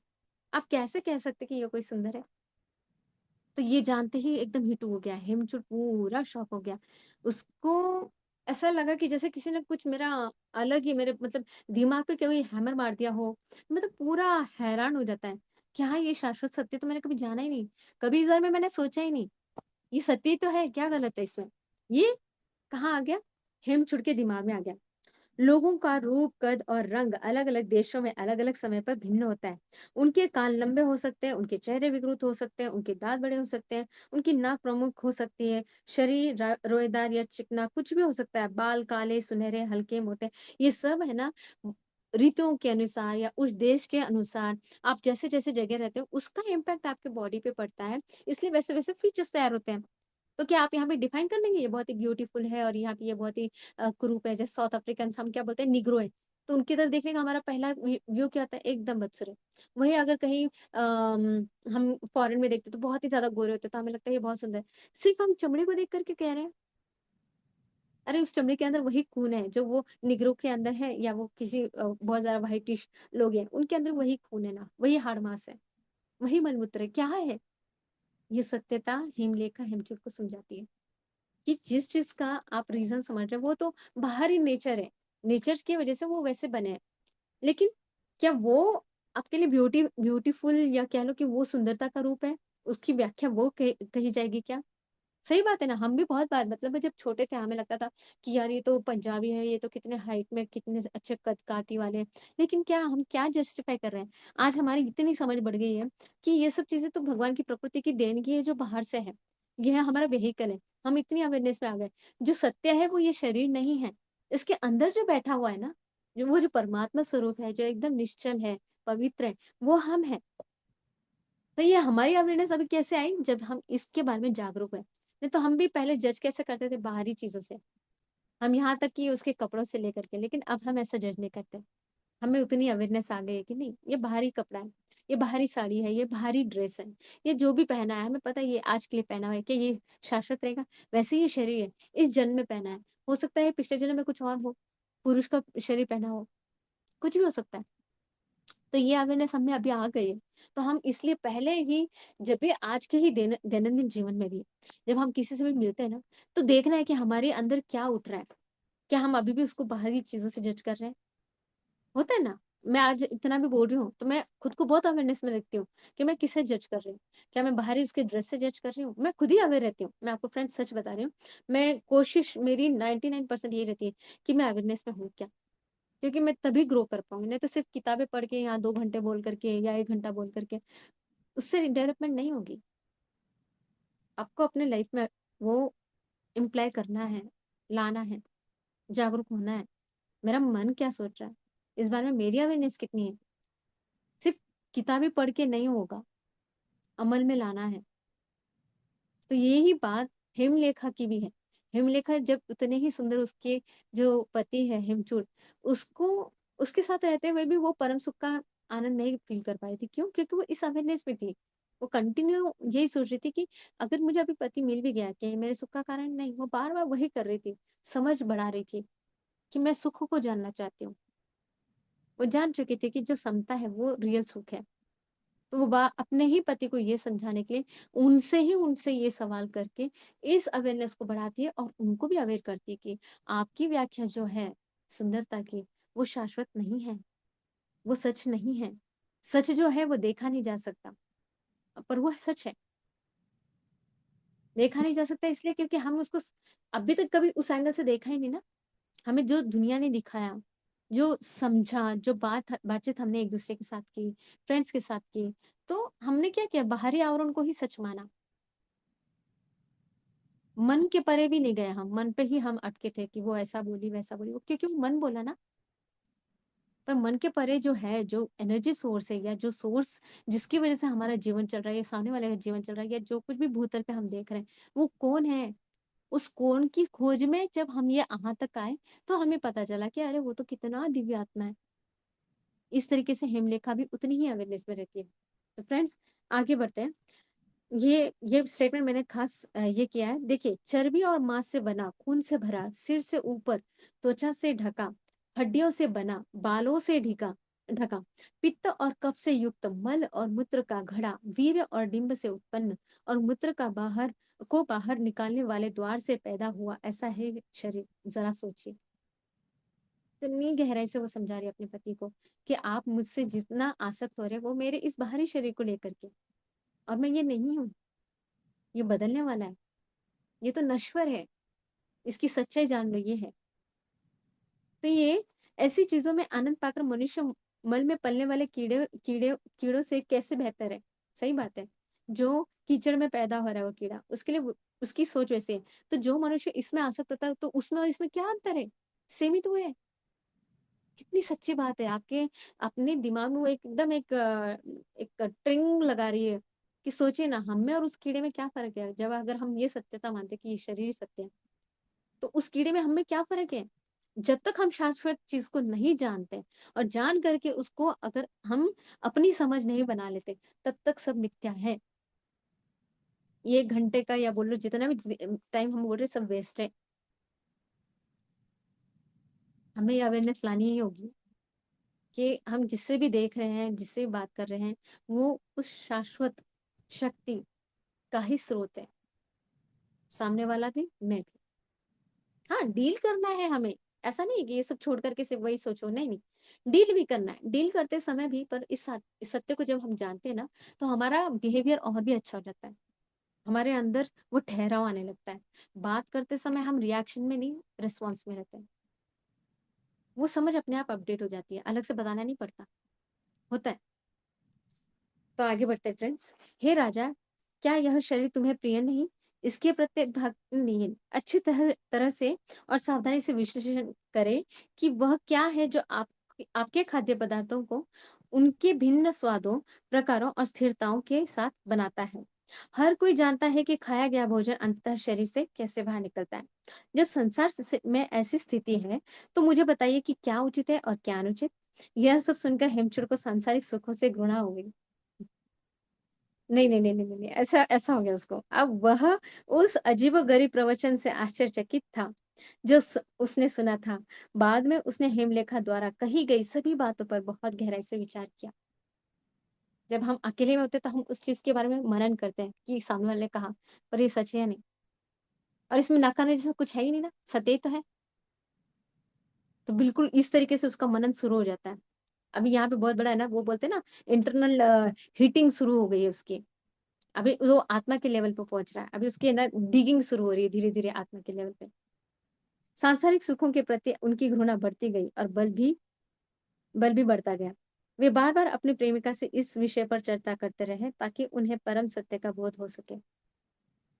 तब उन्होंने उस शुद्ध चेतना को जो आत्मा के रूप में व्याप्त है, उसी त्रिपुर को जानकर उस एक आत्मा को जो सबको धारण किए हुए है, जान लिया और वो मुक्त हो गए। अब यहाँ पे शॉर्ट में बताया, इसके अंदर है ना बहुत जबरदस्त है। आगे के चैप्टर में डिस्क्राइब किया है कि वो कैसे-कैसे गुज़रते हैं। बट फाइनली यहाँ पे उन्होंने क्लियर कर दिया है कि जैसे-जैसे वो इसी बारे में अपनी वाइफ से चर्चा करते रहे, इसका मनन करते रहे, समझ जैसे उनकी कॉन्शसनेस बढ़ती गई, शाश्वत सत्य को जब उन्होंने समझा, उन्होंने इस आत्मा को जान लिया, उन्होंने ये जान लिया कि वो त्रिपुर सुंदरी माँ के ही हम बच्चे हैं। हम वो लाइट बीइंग्स से हैं। वो वही चेतना के हम क्या बोल सकते हैं क्या बोलेंगे हम? चेतना बोलेंगे। वो परम चेतना जो दिव्य है, वो हम हैं। ये जानने के बाद धीरे-धीरे वो मुक्त हो गए और उनकी मुक्ति की वजह से उनके घर में जो उनकी सासू थी, जो ससुर थे, जो भाई थे, ए सब कोई इवन पूरा राज्य धीरे-धीरे उस मुक्ति के इसमें आ गया। मुक्ति का कहने का अर्थ यहाँ पे ये है, वो जागरूकता हाँ, जैसे अभी हमने कहा, वो जागरूकता कि सब लोग ये जान गए कि हम ये शरीर नहीं है। तो देखिए हेमलेखा के एक के जागने की वजह से पूरा उसका कुटुंब बदला, कुटुंब से धीरे-धीरे पूरी सोसाइटी बदली। अब यहाँ पे ये मत सोचिए कि हमारे घर में तो बाकी के लोग बदले नहीं, ज़रूरी नहीं। यहाँ पे उन्होंने उस टाइम का एग्ज़ाम्पल दिया। उस टाइम पे वो कॉन्शसनेस उतनी लेवल पे बड़ी थी। अभी हम जिस लेवल पे आए हैं, इतनी भी अगर हम गैदर हुए तो हमारे ही इस स्टेज पे जितने लोगों की कॉन्शसनेस चेंज हुई है, वो अभी एकत्र जमे हैं और अलग-अलग प्लेटफ़ॉर्म पे इस तरीके से जुड़ते हुए अपनी चेतना के स्वरूप को जानते हुए इस पे चर्चा करते हैं। लेकिन जो बाजू में अपने साथ और भी लोग हैं, अगर वो नहीं भी बदले हैं, तो वो अपने हिसाब से अपनी जर्नी कर रहे हैं। इसलिए ज़बरन हमें किसी के साथ करना नहीं, समझाना है, कोशिश करना है, बताना है, ये अच्छा काम है। लेकिन ये हो ही जाए, ऐसी कोई अपेक्षा नहीं रखना है। तो यहाँ पे ना अपने को इस अध्याय में ये समझाने की कोशिश की कि एक हिमलेखा के जगने से, उसके जागरूक होने से, उसकी एक मुक्ति से उनके पति हिमचूड़ मुक्त हो गए, उनके ससुर जी मुक्त हो गए, घर के सारे लोग, गाँव के सारे लोग, इवन पक्षी भी। यहाँ तक तो उन्होंने कहा कि पक्षी भी वो भी मतलब उनकी भी चेतना में विस्तार, वो भी वो सब बोलते थे। इनकी मतलब वेदवाणी बोल सकते हैं। तो इतने अवेयरनेस में थे वो। मतलब उनका पूरा वातावरण बदल गया उस टाइम पे। ये बताते हैं। इसलिए हे मनुष्य मोह त्याग दो, उस चेतना का चिंतन करो जो अकेली है, सबको प्रकाशित करती है, सब में व्याप्त है। स्पष्ट दृष्टि रखो, स्पष्ट क्लैरिटी, सिर्फ ऊपरी नहीं, अंदर से रियल क्लैरिटी देखो। ये जो बोल रहा है, ये कौन बोल रहा है? इसका बोलने वाला कौन है? अंदर कौन है? वो शाश्वत कौन है? वो ही मुझ में भी है। उसको जानो, उसको जान करके उस सत्यता को एक्सेप्ट करो, एक्नॉलेज करो। जब भी हम एक्नॉलेजमेंट करेंगे ना, तो धीरे-धीरे हमारी वो अवेयरनेस धीरे-धीरे हमारे ब्रेन को आदत लगेगी, सबकॉन्शियस माइंड में वो सेट हो जाएगा, है ना? फिर आज भी यह नगरी इसी नाम से जानी जाती है। दत्तात्रेय ने आगे कहा, हे राम, ऋषियों की संगति ही समस्त शुभ और कल्याण का मूल कारण है। देखिए, हम लोग अभी बात किए हैं, हम लोग बात कर रहे हैं, हम इस मंच पे अभी जो चर्चा कर रहे हैं, ये कितना परम ज्ञान है और हम लोग क्या हो गए? एक सत्संगति के मतलब एक वो ज़ोन या वो दोस्ती बोल सकते हैं या वो कुटुंब बोल सकते हैं, जहाँ पे इतना बड़ा सत्संग होता है। इसलिए उन्होंने कहा है कि आप किसके साथ संगति रखते हो, उस पे आपकी चेतना का विस्तार निर्भर है। अगर मैं आपके साथ अगर ये बात करती हूँ तो ठीक है, लेकिन औरों के साथ अगर मैं इस अवेयरनेस के साथ नहीं हूँ, तो यानी मेरी चेतना क्या हो गई, गिर गई। इसलिए संगति का बहुत रंग लगता है। हम जितनी चेतना के विस्तार की बात करते हैं और जिनके साथ इसकी चर्चा करते हैं, वो संगत ही हमारे जीवन में होना बहुत बड़ी बात है अपने आप में। और वही हमारे क्या बोलेंगे स्पिरिचुअल जर्नी को आगे बढ़ाएगा। इसलिए संगति बहुत इंपॉर्टेंट है फ्रेंड्स। हेमलेखा की संगति से सभी लोगों को ज्ञान प्राप्त हुआ। इसलिए जान लो कि सत्संग यानी बुद्धिमानों की संगति ही मोक्ष का मूल कारण है। इस प्रकार त्रिपुरा रहस्य के हेमचूड़ खंड में सत्संग के फल विषय चतुर्थ अध्याय समाप्त होता है friends. So thank you so much. जी रामेश्वर जी। धन्यवाद। जैसे हेमचूड़ का जैसे था वैसे मेरे अंदर ही मैं चिंतन वही करने लगी, एक एक बात जो आप बोल रहे थे। क्योंकि धारणाएं वही, क्योंकि शिशु बालक थे तो कोई, तब तो सब एक जैसा ही था। लेकिन जैसे जैसे बालक बढ़ता गया, जिस समाज में रहता गया, जो धारणाएं बनती गई, उसी धारणाओं के अनुसार ये उसमें जैसे आपने कहा प्रोग्रामिंग होती गई, ये अच्छा है, ये बुरा है, ये सुंदर है, ये ऐसा है। तो वही चीज है कि बाहरी जो है उसको छोड़ भीतर की ओर जाने की यहाँ पे जो बात की गई है। बहुत बहुत धन्यवाद आपका। बहुत ही डीप था ये फोर्थ चैप्टर। Thank you. मैं सभी को अनम्यूट का ऑप्शन दे रही हूँ फ्रेंड्स। आप कुछ कहना चाहें तो आप कह सकते हैं। ये नीलम जी। जी, बहुत ही अच्छी एक्सप्लेनेशन आज की। मोनाली जी को धन्यवाद दिल से। हाँ, और इसमें एक क्वेश्चन आ रहा था मुझे कि मन और माइंड और ब्रेन में कुछ डिफरेंस है या दोनों का काम एक है? देखिए और हाँ जी। जी, जी और फ्रेंड्स। दूसरा, हाँ। अच्छा आप बोलिए जी। नहीं नहीं, आप बोलिए बोलिए। हाँ, और हेम अ, हेमलता और जिन्हें जो हेमचूड़ को समझाया, तो यही समझ में आया कि इस मन, शरीर, बुद्धि और ये सब चीजों से भी परे हमारा कुछ और अस्तित्व है। वो है हमारी शुद्ध चेतना, प्योर कॉन्शियसनेस। तो यही था आज का मीनिंग। इसके बारे में थोड़ा एक्सप्लेन करना।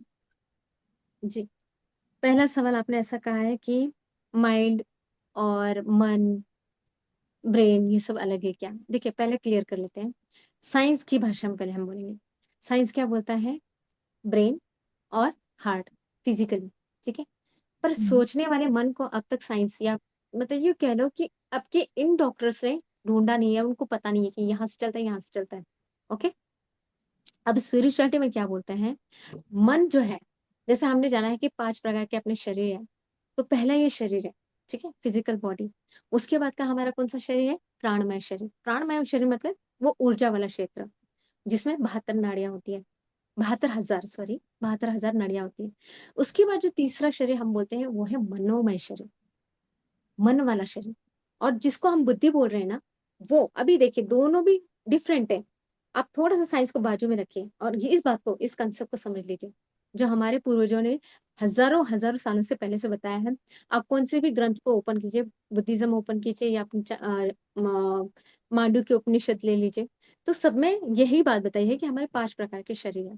इसके बियॉन्ड भी है लेकिन हम अभी 5 तक रहेंगे। तो जो तीसरा है वो है विज्ञान में शरीर यानी बुद्धि, जो नाम मतलब मैं फलाना हूँ, ये वो बुद्धि बोलती है। किसी को भी जज करती है वो बुद्धि करती है। और जो भावना का क्षेत्र है वो मन है। दुख फील करना, सुख फील करना, अहंकार फील करना, ये जो भी फीलिंग वाला भाव है ना वो मन के अंदर है। ठीक है। मन हो गया, बुद्धि हो गई। उसके बाद वाला जो है वो है आत्मा। आत्मा जो है वो एक ऐसा पॉइंट है ना, जहाँ पे आपकी अंडरस्टैंडिंग या आपकी चेतना यहाँ पे अगर वाइब्रेशन वाइब्रेट करने लग जाए, आप समझ लेना कि आप अपने सही जगह बैठे हो। आपकी सोच, आप किस नजर से देख रहे हो, आप आत्मिक लेवल पे देख रहे हो या बुद्धि के लेवल से देख रहे हो। क्या होता है, जब तक हम अभी तक स्पिरिचुअलिटी में नहीं थे, हम बहुत बार मन और बुद्धि में ही खेलते थे। शरीर को तो पहले जज करते थे, क्योंकि हम बोलते ना, first impression is best impression. हम इंप्रेशन किसको देखते थे? भारत के इसको। इन सब चीजों को हम नकार नहीं रहे।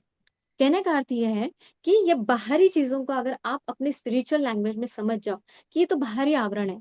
मन भी जो है वो क्या है? मन अपना अपना काम कर रहा है। उसकी जैसे जैसे चेतना बढ़ेगी वो उस लेवल से काम करेगा। इसलिए हम सामने वाले को कभी आरोपित नहीं करते, उसके प्रति हमेशा करुणा रखते हैं। क्यों? क्योंकि उसकी अंडरस्टैंडिंग उस लेवल पे है। जब आप अपनी चेतना के स्तर पे बड़े हो ना, आगे बड़े हो, तो आप सामने वाले को इस तरीके से देख सकते हो। समझ रहे हो? लेकिन अभी आपने जैसे कहा कि मन, ब्रेन ये अलग है क्या? तो यहाँ पे ये क्लियर कर लो कि हमारे 5 प्रकार के शरीर हैं। जिस स्तर पे आपकी सोच होगी, जिस स्तर पे आप भेद या इन सब चीज़ में जाओगे तो आप बुद्धि के स्तर पे हो। जैसे आप दुःख-सुख का फ़ील करोगे, भावनाओं में रहोगे, तो आप मन के स्तर पे हो। ये समझ लो। और थैंक यू। सामने वाले को जब आप आत्मा के लेवल पे देख रहे हो तो आप आत्मा के स्तर पे हो। समझ गए? चेतना यहाँ पे आ गई। और दूसरा जो आपने कहा था हेमचूड और हेमलेखा का, तो यहाँ पे क्या हो रहा है कि आप इस बात को क्लियर कर लीजिए कि जो हमने थर्ड चैप्टर पढ़ा था, थर्ड चैप्टर में क्या पढ़ा था कि हेमचूड बोलता है कि मैं तो इतना सुंदर हूँ, तुम भी इतनी सुंदर हो, तुम में कोई कमी नहीं है, पर मैं जो तुम्हारे लिए फ़ील करता हूँ वो तुम नहीं करती हो। इसी एक सवाल को लेकर के फोर्थ चैप्टर में हेमलेखा ये क्लियर करती है कि आप जिस चीज़ के लिए आकर्षित फ़ील कर रहे हो वो रियल नहीं है। आप मेरे इस हाड़-मास शरीर को देखकर जो आकर्षण फ़ील कर रहे हो, वो मैं नहीं हूँ, मैं इसके परे हूँ। वो ये वो हम्म। समझाती है कि आप इंसान सुख के कारण क्या समझता है उस वस्तु को समझता है। इसलिए वो दूसरी स्टोरी समझाती है कि वस्तु में नहीं है आपका सुख। जैसे हमने देखा कि क्या देखा कि वो हस्बैंड अभी तक समझ रहा था कि ये मेरी वाइफ ही है, लेकिन उसके बहुत दिनों के बाद आँखें खुलती थी, अरे ये तो मैं तो किसी और के साथ था। जो सुख की अनुभूति कर रहा था, मुझे लग रहा था वो मेरी वाइफ है। यानी वस्तु में सुख नहीं था। आपकी भावनाओं में, आपके मानसिक अवधारणाओं में वो सुख का आपने अनुभूति किया था। यहाँ पे तो दुःख का कारण क्या हुआ? इसलिए उन्होंने कहा कि सारी जो सृष्टि है, जो दुःखों का कारण है, वो आपकी मानसिकता है। ठीक है? मन से। ठीक है? समझ गए आप?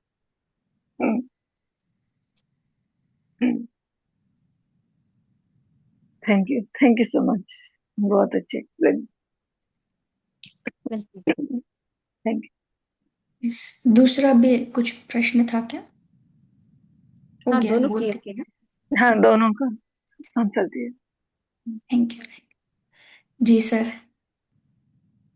Thank you Monali ji, thank you so much. Thank you कितना सर। सारा मेहनत कर रहे हैं आप, खूब सारा समझा रहे हैं बहुत अच्छा लग रहा है थैंक बहुत प्यारे से समझाते हैं आप, बहुत। बस थोड़ा फास्ट समझाते हैं आप, थोड़ा तेज यू। समझाते हैं ना, थोड़ा स्पीड कम करें तो और अच्छा हो जाएगा। क्योंकि थैंक ज्ञान यू। जो है ना, वो शब्दों में नहीं है, ज्ञान उसके गैप में है, बीच में। दो शब्दों के बीच में जो पॉज है ना, उसमें ज्ञान है। क्योंकि शब्द जैसे बहुत सारे बुक्स में रखे रहते हैं, लेकिन सबको कहाँ रिसीव होते हैं वो, उसका अर्थ कहाँ रिसीव होता है? रिसीव नहीं होता है जब तक पॉज नहीं है ना। तो आपकी वाइब्रेशन बहुत अच्छी है, और बस जैसे ही पॉज में रहें तो उसी एक सेंटेंस का असर बहुत ज्यादा जाएगा। बहुत अच्छा समझाया आपने, थैंक यू सो मच, बहुत मैं ज़रूर इस ब्यूटीफुल। बात पे काम करूँगी। जी, थैंक और यू। अवधारणा वाला जो है ना, वो मुझे बहुत टचिंग लगा। इस पे मुझे बहुत अच्छा लगा है, क्योंकि मैंने इस पे काफी अच्छा लगा, मुझे काम किया। अवधारणा मतलब मैं उसको मान्यता बोलता हूँ, हमारे गुरु मान्यता बोले। ये पूरा जगत जो दिख रहा है वो मान्यता जगत है। ये पूरा जो जगत दिख रहा है वो मान्यता जगत है। मेरा होना वो आत्मा, वही चेतना है, वही आत्मा है। होना, केवल होना, ओनली होना। अभी हम लोग है ना, वो हमारा होना है, वो आत्मा है। अभी जैसे डिफाइन किया मोनाली जी ने, वो जब विचार करती है तो मन बन जाती है। मैं ही हूं, मेरा होना जब विचार करने लगता है वो मन बन जाता है। जब वो विश्लेषण करने लगता है तो वो बुद्धि बन जाता है। और जब मेमोरी में चला जाता है, मेमोरी को अपने एक्सेस करता है ना, तो संसार क्रिएट हो जाता है। मेमोरी से संसार क्रिएट हो रहा है। मतलब हमारी शुद्ध हमारी चेतना इंडिविजुअल, दो तरह की चेतनाएं हैं यहाँ पर जो वर्किंग में है। एक इंडिविजुअल चेतना, हमारी चेतना, और एक कलेक्टिव चेतना। जैसे हिमलेखा बोल रही थी ना, तो वो क्या बोल रही कि हम लोग क्या कर रहे हैं अभी, हम कह रहे हैं कि यार ये भी नहीं है, ये भी नहीं है, ये भी नहीं है, तो पर क्या है? ये सब संसार क्या है? संसार, संसार एक्चुअल में है नहीं, लेकिन हम कलेक्टिव चेतना से उठा रहे हैं सारी चीजें। कलेक्टिव में सब डला हुआ है इंफॉर्मेशन, उस कलेक्टिव इंफॉर्मेशन को हम एक्सेस कर रहे हैं थ्रू इंडिविजुअल माइंड। और हमारी चेतना क्या है, ये बहुत शार्प है, बहुत जैसे शांत होते जाएंगे ना। देखो हमारा असली उद्देश्य मालूम क्या है? ज्ञान के, जैसे मैंने इसलिए मोनाली जी को पॉइंट बोला ना, सबको क्या होना है? पीस को लाना है, शांति को लाना है, अपने अंदर बहुत शांति को उतारना है। जब शांति उतरती है ना, तो उसका मतलब समझो कि मन पॉज हो रहा है अपना। माइंड जो है ना, एकदम पॉज कभी नहीं होता, लेकिन शांत हो रहा है। तो हम एक्सेस, फिर हमें महसूस होने लगता है ये चीज कि हाँ, क्या है। हम ही सामने रिफ्लेक्ट हो जाते हैं, हम ही इधर दिख जाते हैं। मतलब जिस समय आप अपने होने को फील करोगे, तब आप सामने फील नहीं कर पाओगे। मतलब जैसे कोई पेन ये है ना, तो जिस समय आप प्लास्टिक को देखोगे उस समय चश्मा नहीं देख पाओगे, लेकिन ये बहुत सूक्ष्म है। ये चीज जब समझ में आती है जब बहुत हम शांत हो जाए अंदर से, बहुत ज्यादा काम, बहुत ज्यादा शांत। मतलब हम, मेरा मन दर्पण कहलाए, वो जो बोला मोनाली जी ने बोला वही बात है। हम ही सामने देख लेते हैं, हम ही देखने वाले हैं, हम ही दिखने वाले हैं। मतलब वो जो हिमलेख वो बोल रही थी ना कि एक्सपीरियंस कर रहा है वो, तो वो एक्सपीरियंस उसका ही एक्सपीरियंस था वो, चाहे वो वैश्या का एक्सपीरियंस हो, चाहे वो उसकी पत्नी का एक्सपीरियंस हो, एक्सपीरियंस उसका ही था वो। सुख हम सुख सुख अपने अंदर ही है, वो कहते हैं ना सुख हमारे अंदर ही है। हम बाहर से सोचते हैं ना हमें बाहर से कोई दे रहा है हमें, लेकिन हमारे हमारी माइंड तो क्रिएट कर रहा है, जैसा बोला आपने वैसा ही हो रहा है। बहुत ब्यूटीफुल तरीके से समझाया, बहुत गहरा ज्ञान इसमें है, deep. Thank you so much. बहुत धन्यवाद सर आपका। Thank you.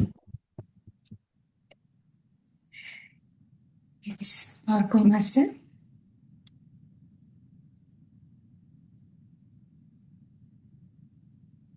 वीवो, आपने अनम्यूट किया था, आप कुछ कहना चाहते हैं?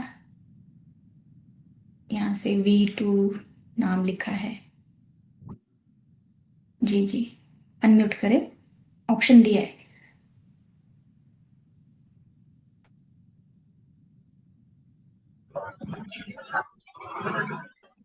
जी।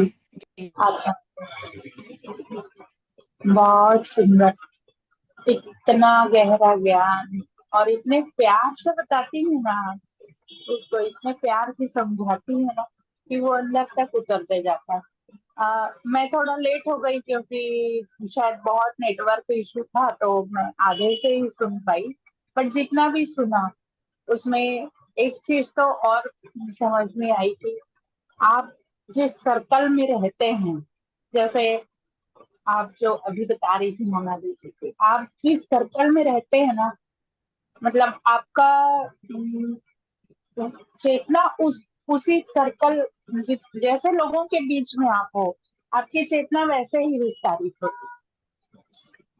तो एक चीज समझना है कि अगर आत्म चेतना का विस्तार अगर करना है, तो जैसे हमारे बड़े बुजुर्ग बोलते थे ना, संगति, पहले यही तो हमको सिखाया जाता था ना कि संगति अच्छी रहेगी, अच्छे लोगों के साथ रहोगे तो अच्छे गुण सीखोगे। तो वही वाली बात है कि आप अपनी संगति ऐसी रखो कि आपकी आत्म चेतना अपने आप विस्तार करते चले जाएगी। और सर ने जो कहा ना, अपना मैंपन में होना, ये एकदम सही है। और जो सर ने उसका जो विश्लेषण किया कि मैंपन में रहना, फिर वो जब मन होता है तो, और बुद्धि होता है तो विश्लेषण करने लग जाता है। और ये बिल्कुल एकदम सच है, एकदम हकीकत है। सर ने भी बहुत अच्छे से बताया। आप लोगों का बहुत बहुत धन्यवाद, बहुत धन्यवाद मोनाली जी। ये हफ्ते में एक ही दिन क्यों है? नमस्कार जी।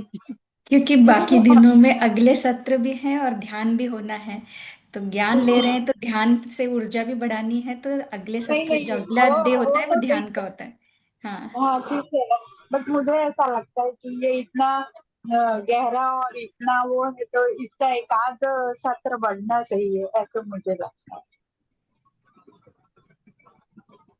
कहीं जरूर। पे गुंजाइश हो, कहीं पे गुंजाइश हो तो जरूर इसकी व्यवस्था कीजिए, और उसको थोड़ा सा भले 2 दिन कर दीजिए, क्योंकि बहुत जो गहरा आज ज्ञान। आप ज्ञान ले रहे हैं अभी, अब अभी ये पूरा हफ्ता भर आपको अपने ऊपर देखना है कि अभी मैंने हाँ जो पिछले बार ज्ञान लिया था, अब मैंने कितना अपने ऊपर अमल किया है, और अभी आगे मैं और नया ज्ञान क्या लेने वाला हूँ, तो ये भी जरूरी है। हाँ, जी। हाँ, मतलब ये भी है कि आपको ये नहीं करना है कि आगे पाठ पीछे पीछे सर सपाट, मतलब जो पाठ हो रहा है उसको अपने अंदर उतारना भी है, और खुद को उस स्तर पे अपना विस्तार भी करते चले जाना है, और उसके लिए टाइम चाहिए, समय चाहिए, खुद को देना। और एक चीज तो है जो शांति की बातें हैं जो अभी सर कर रहे थे ना, सच में अपनी शांत अवधि में जब बैठो ना, बिल्कुल खुद खुद को गाइड करो, कि मुझे अब शांत अवधि में बैठना। मैंने इसको एक्सपीरियंस किया। मतलब मैं आपको बता रही हूँ, मैं बीच में बहुत विचलित थी, बहुत ज्यादा मतलब इसमें चल रही थी। तो मैंने कहा कि नहीं, मुझे शांत अवधि में बैठना है एक दिन। और मैं बैठ गई और बिल्कुल अपने आप को वो करते गई। और एक क्षण ऐसा भी आया, मैं अपने आप को इतना शांत फील कर रही थी कि मुझे अपने आस पास क्या था इसका होने का भी एहसास नहीं था। मैं अपने आप में थी और मुझे एकदम शांत सरोवर, झील दिख रहा और मैं खुद वो बन गई। इवन मैं उस अ, उस शांत सरोवर का जो जल था ना, उसकी भी ठंडकता को मैं महसूस कर। बहुत सुंदर। क्या नाम क्या है बहुत आपका? बढ़िया। आपने नाम तो नहीं लिखा राज आपका? मेरा नाम राजेश्वरी है राजश्री। जी। अपना नाम लिख के आया करिए ना, इसमें नाम लिख लीजिए आप। ये आज नहीं आया है मेरा नाम, एक्चुअली नेटवर्क इशू हो रहा था तो मैं दूसरे तरीके से ज्वाइन की हूँ, वैसे आता है मेरा नाम रोज। बहुत अच्छा है, बहुत अच्छा, सुंदर एक्सपीरियंस बताया आपने। और ये बहुत खुशी की बात है कि इस मंच पर इतना गहरा ज्ञान चर्चा हो रहा है ना। हर जगह इतनी गहरी ज्ञान चर्चा नहीं होता जितना अच्छे से मोनाली जी और रामेश्वरी जी कर रहे हैं ना। और आप जैसे श्रोता हैं जितना अच्छे से उसको पूछ रहे हो कि आप डेली क्यों नहीं कर रहे बहुत अच्छी बात है। ठीक है, thank you Monali ji, Rameshwari ji, thank you sir. बहुत बहुत धन्यवाद। Thank you Rajeshri ji, thank you sir. जी नीलम जी, आप कुछ कहना चाहते हैं? हाँ जी, सर से एक और क्वेश्चन था, सर हैं तो एक और बात करना हाँ चाह रही हूँ। हाँ, जी नहीं। इसमें मैंने कुछ लेट ही अटेंड किया सेशन, लास्ट का एक और अभी का। इसमें त्रिपुर जो शब्द है इसका क्या मीनिंग है? ये तो मोनाली जी बताएं, मोनाली जी बताइए। मोनाली जी बता। जी नीलम जी, आप फर्स्ट चैप्टर से अटेंड कर रहे हैं क्या? नहीं नहीं। ना? क्योंकि पहले चैप्टर में रामेश्वर जी ने इसका पूरा एक चैप्टर मतलब पूरा सेशन लिया था, तो उन्होंने त्रिपुरी का अर्थ बताया था। और सेकंड चैप्टर में जब मेरे पास उन्होंने हैंड ओवर किया तब भी बताया था।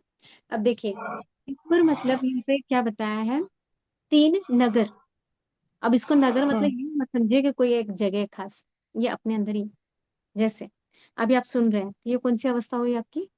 जागृत अवस्था। जागरूक। हम्म। आप अगर इसको साइंस, अगर आप थोड़ा साइंस अगर उसको लेकर के चलते हैं, आपको लगता है मुझे साइंटिफिक वे में जानना है, तो इसको कहेंगे कॉन्शियस माइंड। ठीक है। यस। उसके बाद इसको कहेंगे पहला एक नगर। दूसरा नगर जो है वो है आपकी स्वप्न अवस्था, जब ब्रेन आपका हम्म। इस बीटा से थीटा में जाता है। थीटा में आपको सपने आते हैं, हम थीटा वेव लेंगे, या यूं कह लो कि आप थोड़ा सा सबकॉन्शियस माइंड में तक एंटर कर रहे हो। ठीक है। अब ये दूसरा नगर यानी समझ आ गया ना, यानी कि वो सपना अवस्था। उसके बाद जो है वो सुषुप्त अवस्था, जहां मैं हूं, इसका भी मतलब क्या बोलते हैं, अवेयरनेस। अवेयरनेस बोलने भान से नहीं। ये कह लो कि आपको भान नहीं रहता, वो सुषुप्त अवस्था। तो इन तीनों नगरों की जो वासिनी है, जो हम्म। अस्तित्व है, उसे देवी माँ का रूप बताया। उसे वो त्रिपुरा सुंदरी कहा। त्रिपुरा सुंदरी क्यों? कि शी इज देयर, इन तीनों अवस्थाओं में जो रहती है, जो एक हम्म। साक्षी है, जो परम चेतना है, वो त्रिपुरा सुंदरी माँ। इसलिए हमने वाह। क्या कहा, त्रिपुर सुंदर रहस्य। त्रिपुरा सुंदरी माँ का ये रहस्य क्यों बताया? क्योंकि ये तीनों अवस्थाओं में देखिए ना, कितना सीधा है। अब जैसे जैसे आप एक एक चैप्टर पढ़ रहे हो, आपके ध्यान में आ रहा है हेमलेखा क्या समझा रही है, कि जो शाश्वत नहीं है ये शरीर, ये आपको कॉन्शियस स्टेट में दिखता है, लेकिन सुषुप्त में दिखता है आपको? नहीं दिखता है। सपन अवस्था में जो दिख रहा है वो भी एक रियल भासित होता है कि ये हो रहा है, लेकिन जब जागते हैं तो पता चलता है अरे वो तो एक अलग ही वर्ल्ड था। वैसे ये जो वर्ल्ड में अभी हम है, ये स्थूल वर्ल्ड में है, जिसे हम जागरूक अवस्था से देख रहे हैं, उसकी भी कितनी देर तक की लॉन्गेटिविटी है? नहीं। कल क्या खाया था वो याद नहीं हमें। याद नहीं। याद है? नहीं है ना। हर एक क्षण ये कहाँ जा रहा है? नश्वर है, जिसकी कोई शाश्वती नहीं है। खत्म हो रहा है। तीनों का जो साक्षी है, जो इन अवस्था में बनी रहती है, वो त्रिपुर सुंदरमा। समझे? यही वाह, वो रहस्य। बहुत सुंदर। Thank you so much. Thank you Manali ji, बहुत अच्छी तरीके से समझाया। थैंक रामेश्वर जी, आपको बहुत बहुत थैंक्स। आपकी यू। वजह से हमारी सबकी अवेयरनेस बढ़ रही है। क्योंकि you are the reason for this platform. So बहुत बहुत धन्यवाद आप सभी मास्टर्स को, बहुत बहुत धन्यवाद थैंक सभी। You so much. Thank you दिल से धन्यवाद। So much. मैं आपको इसका एक जो पहले से है उसका मैं एक वीडियो भी आपको शेयर करूंगी, अगर आप जी। उसको सुनना चाहें तो सुन सकते हैं। Thank you friends, thank you so much, thank you sir, आप जुड़े, आपके थ्रू भी आंसर्स मिलते हैं, बहुत बहुत धन्यवाद आपका। Thank you. Thank you. आप लोग इतने सुंदर सेशन कर रहे हैं, मैं पता नहीं कैसे ज्वाइन ही हो जाता हूँ। मैं कहीं ज्वाइन नहीं हो पा रहा हूँ, बस यहीं ज्वाइन हो जाता हूँ। Thank you. थैंक यू सभी मास्टर्स को, और हमारे साथ जितने भी यूट्यूब पे साधक जुड़े हैं, आप सभी का बहुत बहुत धन्यवाद। थैंक यू मोनाली जी। शुभ रात्रि। शुभ रात्रि सबको। Thank you.